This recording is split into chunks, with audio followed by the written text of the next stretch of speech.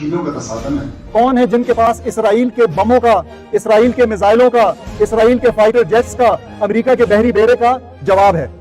क्या वो हमारी दुआएं हैं? क्या वो हमारी मजम्मत है? क्या वो हमारी तकारीर हैं? और इस तरीके से उन्होंने इराक बनाया, इस तरीके से उन्होंने सीरिया बनाया। हमारे लिए तो ये सारा बिलाद शाम था ना, फलस्तीन भी बिलाद शाम का हिस्सा, उर्दन भी बिलाद शाम का हिस्सा, उन्होंने फिर ये अलग से, और करते करते आखिर में उन्होंने क्या किया, फलस्तीन को यहूदियों को दे दिया एक हिस्सा। ऐसा ही हुआ ना 1948 में। तो निकलते निकलते, जिस तरह यहां से निकलते निकलते हमारे लिए कौन सा प्रॉब्लम छोड़ गए, कश्मीर का, तो वहां पे अरबों के लिए क्या छोड़ दिया, बिल्कुल एक नासूर दिल के अंदर हमारे इसराइल छोड़ दिया। हम ये जान चुके हैं कि जो हमारे हुक्मरान है बगैर किसी का नाम लिए, और ये जो निजाम है इसके अंदर ये ताकत ही नहीं है, इसके अंदर ये ईमान की रमक भी नहीं है कि हमें ये जो सोल्यूशन इंप्लीमेंट करके दे सके। अगर हम इससे ये उम्मीद रख रहे हैं तो हम फूल्स पैराडाइज में रह रहे हैं, हम बेवकूफी कर रहे हैं।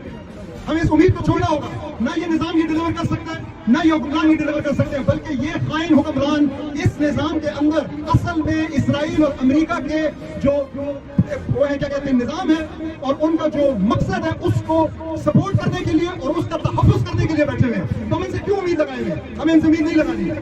मैं अक्सर कहता हूँ कि बिजनेस में ये टर्मिनोलॉजी बहुत इस्तेमाल होती है, think outside the box, think out of the box.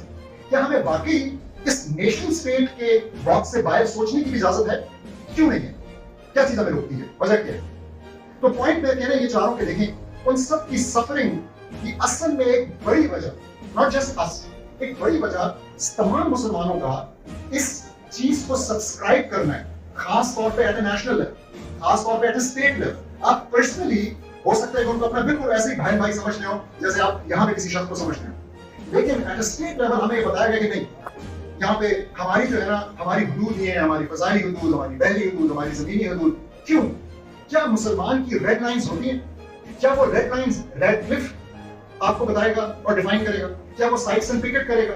क्या वो बैलफोर डिक्लेरेशन के नतीजे में रेड लाइंस कहलाएंगी? या हमारे लिए रेड लाइन एक मुसलमान औरत की इज्जत, एक बच्चे का जो है ना उसका सर तन से जुदा होना हमारे लिए रेड लाइन नहीं है? एक आयत मौजूद है सूरह निसा में, जो कि उसकी 75वीं आयत है, जहां पे अल्लाह सुब्हानहू व तआला कहते हैं, वमा लकुम ला तुकातिलूना फी सबीलिल्लाह वल मुस्तदअफीना मिनर रिजाल वन निसा वल विल्दान अल्लज़ीना यक़ूलूना रब्बना अखरिजना मिन हाज़िहिल क़रियतिज़ ज़ालिमि अहलुहा वजअल लना मिन लदुनका वलिया वजअल लना मिन लदुनका नसीरा। अल्लाह सुब्हानहू व तआला इतने सख्त अल्फाज इस्तेमाल कर रहे हैं, और सबसे पहले मुझे कह रहे हैं, फिर आपको, और उसके बाद हमारे रिश्तेदारों को कह रहे हैं, वमा लकुम, क्या मसला है तुम्हें? What's the problem with you? What's the matter with you? क्या हो गया तुम्हें? वमा लकुम ला तुकातिलूना, कि तुम किताल नहीं करते। और फिर बात आगे करते हैं तो आपको लगेगा कि अल्लाह सुब्हानहू व तआला मंजर कशी कर रहे हैं उस गजा की जिसको हम लाइव स्ट्रीम देखते हैं। अल्लाह में बता रहे हैं, क्या कहते हैं, और क्या हो गया तुम्हें कि तुम अल्लाह के रास्ते में नहीं लड़ते, और कमजोर मर्दों और औरतों, मुस्तअदफीना मिनर रिजाल वन निसाए, और बच्चों, वल बिल्दान, उनकी खातिर नहीं लड़ते।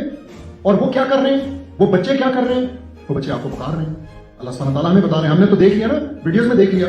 वो क्या कह रहे हैं? यक़ूलूना रब्बना अखरिजना मिन हाज़िहिल क़रियतिज़ ज़ालिम, कि हमें इन जालिमों की इस बस्ती से, या इस बस्ती से जिसमें जुल्म हो रहा है, हमें आके रेस्क्यू करो, हमें निकालो।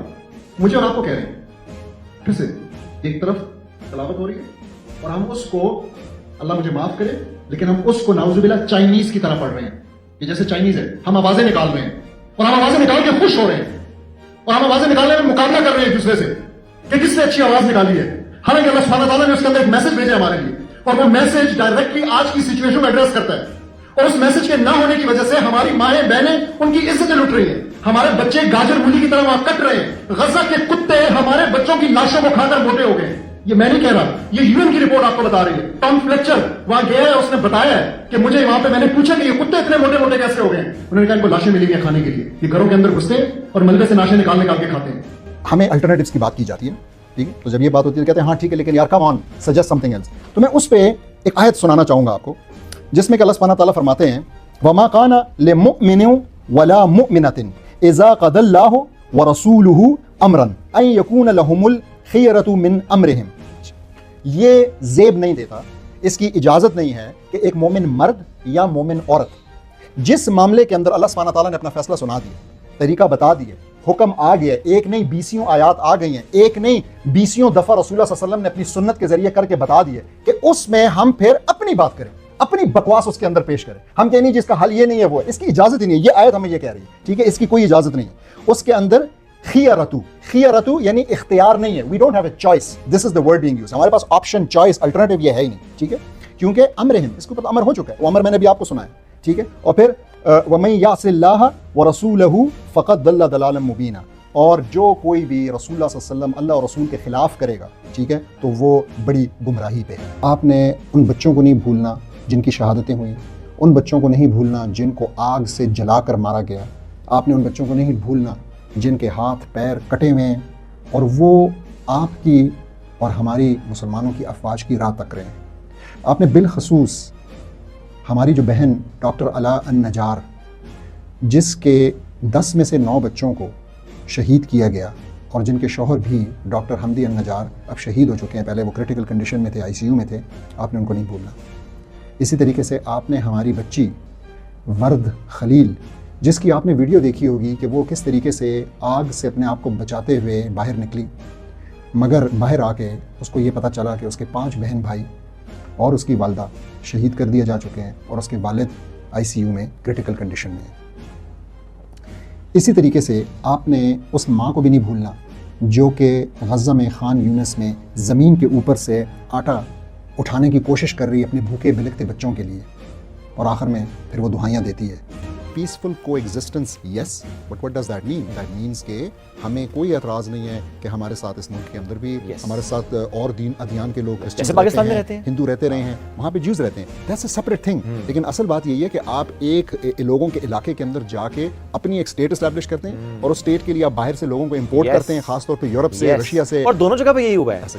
فلسطین میں بھی یہی ہوا ہے, کشمیر میں بھی آج یہی ہو رہا ہے کہ پوری ڈیموگرافی چینج کی ہے. وہ تو اب انہوں نے اس آرٹیکل کو سسپینڈ جب کیا تو اس کے بعد سے ایگزیکٹلی انہوں نے وہاں سے سیکھا ہے اور اب اس چیز کو وہاں پہ امپلیمنٹ کر رہے ہیں. آپ کو نہیں لگتا کہ یہ سب سے بڑا تفرقہ ہے جس میں ہم رہتے ہوئے اللہ کی رسی کو مضبوطی سے نہیں تھام سکتے؟ اور میں ساتھ میں ایک پولیٹیکل بات بھی اینگل بھی لے ہوں کہ دیکھیں, کیونکہ میں نے اس سے بات شروع کی کہ غزہ یا اپنی بارڈر سے باہر 1 انچ باہر, پاکستان کی بارڈر سے 1 انچ باہر, چاہے وہ کشمیر ہے, چاہے افغانستان ہے, چاہے وہ غزہ ہے, ہمیں کیا چیز روکتی ہے کہ ہم اپنی بارڈر کے اندر تو اپنا ڈیفنس بھی کرتے ہیں, اپنے قوانین نافذ بھی کرتے ہیں, لیکن بارڈر کے باہر اگر ایک مسلمان کو بھوکا کر کے, ننگا کر کے مارا جا رہا ہے, اس کی عصمت دری ہو رہی ہے, تو ہم صرف اور صرف زبانی جمع خرچ تو کرتے ہیں لیکن ہم کوئی فزیکل ایکشن نہیں لے سکتے. That's not just us, all the neighbouring countries, all the Muslim world did the same. کیا یہ نیشن اسٹیٹس کا تحفہ نہیں؟